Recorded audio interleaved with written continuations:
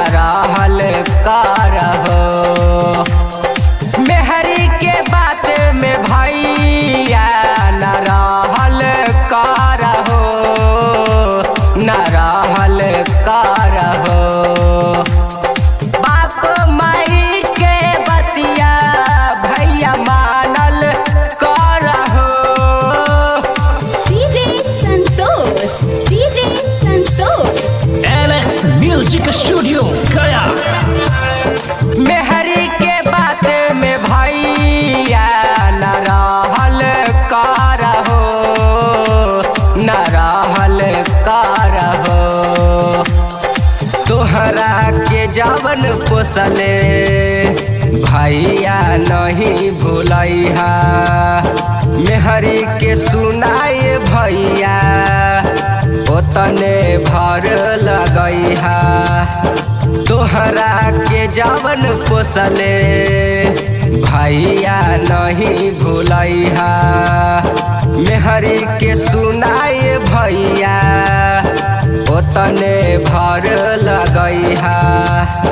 नाता माई बाबू से जुदा कर दीही हो, नाता माई बाबू से जुदा कर दीही हो।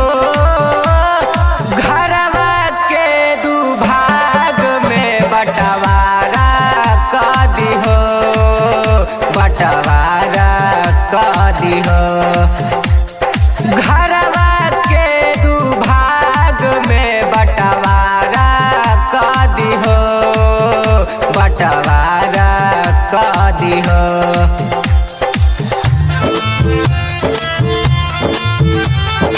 एलेक्स म्यूजिक स्टूडियो गया। मेहरी के बात में भैया न रहल करहो, न रहल करहो। लड़ाई झगड़ा करी बंटवारा के बात बोली।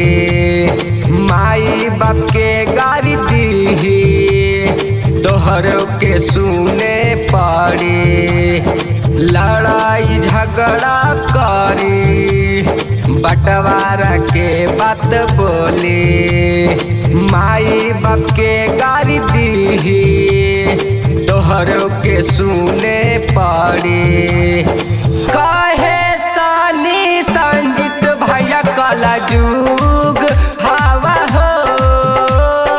कहे सनी संजीत भैया कला जुग हवा हो।